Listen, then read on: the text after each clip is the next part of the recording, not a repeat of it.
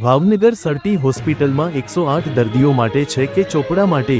Sir T હોસ્પિટલની 108 દર્દીઓની જગ્યાએ ચોપડામાં ફરતી હોય તેવો વિડીયો થયો વાયરલ। જો વાત કરીએ તો બહારથી આવતા દર્દીઓને અનેકવાર પ્રાઇવેટ એમ્બ્યુલન્સનો ઉપયોગ કરવો પડે છે। હવે આવા દ્રશ્યો જોઈ તમે પણ વિચારશો કે આ 108 દર્દીઓ માટે છે કે કોઈ સામગ્રી ફેરવવા માટે છે। ભાવનગરનું સરટી હોસ્પિટલ અવરનગર આવી બેદરકારીઓ વારંવાર સામે આવી રહી છે। લોકોને ભારે મુશ્કેલીઓનો સામનો કરવો પડતો હોય છે, પરંતુ હવે આ દ્રશ્યો જોઈ શું પગલાં તંત્ર લેશે કે શું કે આવી જ રીતે ચાલતું રહેશે?